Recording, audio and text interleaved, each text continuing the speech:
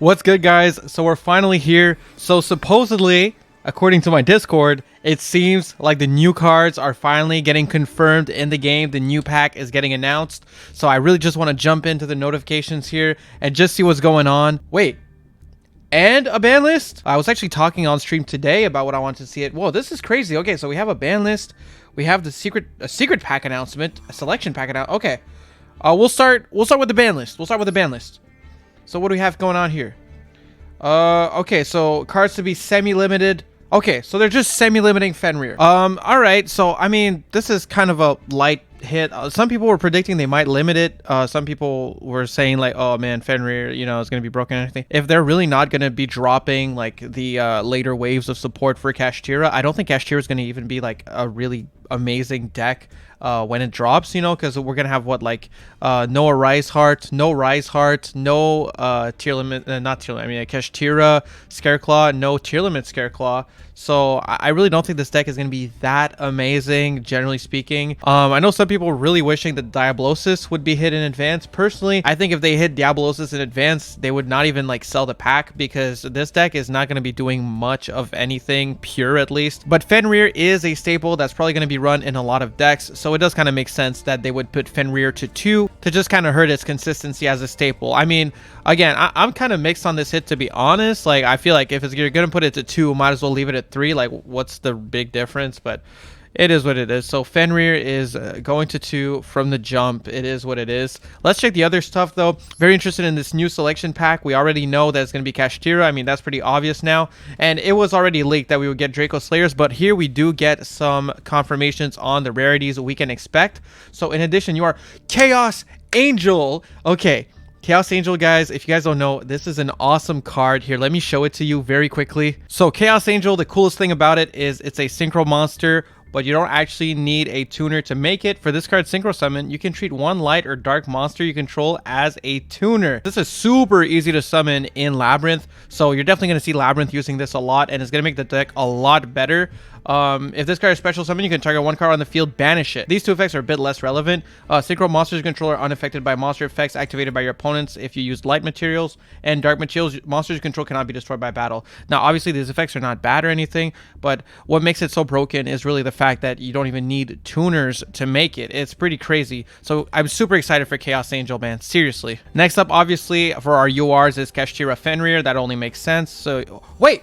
Rise Heart is confirmed. Okay, so if Rise Heart is going to be in, I thought Rise Heart. Okay, people in my chat, yeah, people in my comments were like kind of talking shit here. People were saying Rise Heart's not going to be in. None of the second wave.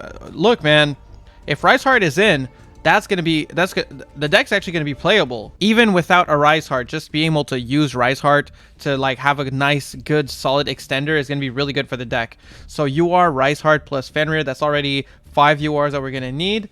Next up, we have Ignis Phoenix, the Draco Slayer. Now, I'm not super familiar with the Draco Slayer, so I'm going to go read this card very quickly. All right, so I'm looking at it here. This is the card. It's a level 4, 1700 attack, 1900 defense. Do those matter? Not really. But what actually matters is if this card on the field is destroyed by battle or card effect, you can special summon one Draco Slayer or Ignite monster from your deck except Ignis Phoenix, the Draco Slayer.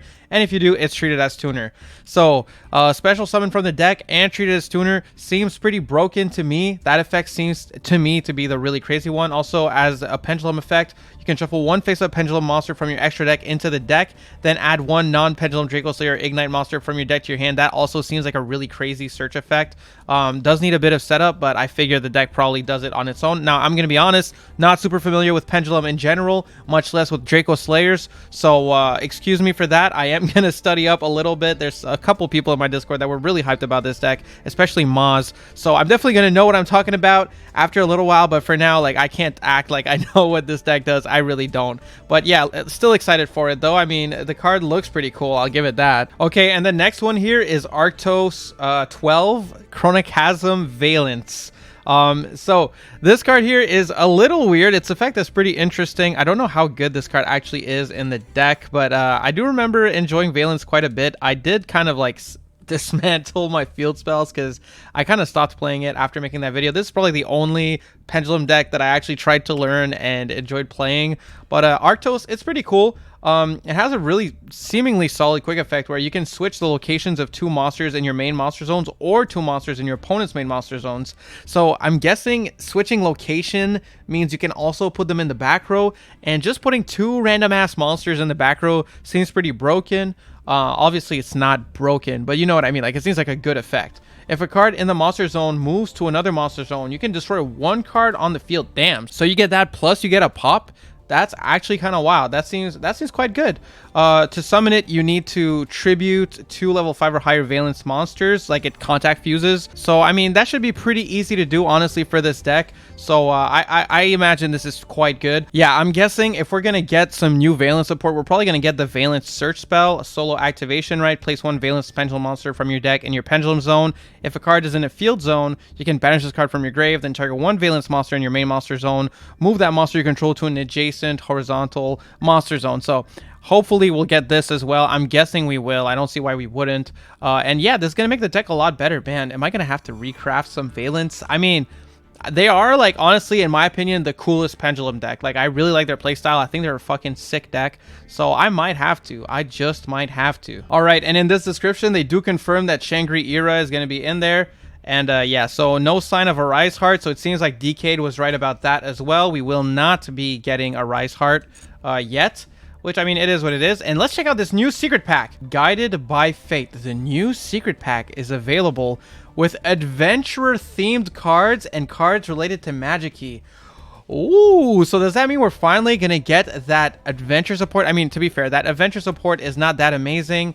And if they do this, could they unhit the adventure cards a little bit? Like, seriously, can I get back my Enchantress to 3, dude?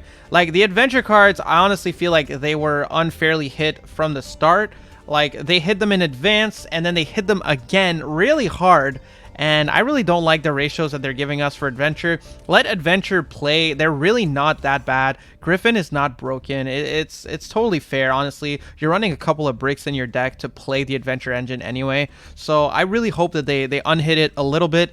And, you know, just let us have our fun with it. I really don't think this engine is that toxic looking at the landscape of the game right now. So I really hope we see that come back. But man, I am excited for some adventure support, and I might have to like try adventure as just a deck, right? I don't know. I figure it's probably not that good, but man, it sounds pretty fun. I really like the adventure cards, honestly. Also, an interesting side note, actually, it seems like the Ninja structure deck got confirmed by some glitch on the Nintendo Switch, where people on Nintendo Switch are able to partially see an unreleased structure deck focus on ninjas, including the new fusion monster, Maizen, the Battle Ninja. So look, guys, I'm super excited to play ninjas. I actually have an IRL ninja deck that I made years ago, way before the support came out. It's a super terrible deck, but I never actually got the chance to try out ninjas with the support that they got, like I think last year or the year before. So yeah, I'm really looking forward to this. I can't wait to see how this deck plays. Well, I kind of know how it plays because I watched Cali Effect play it, actually.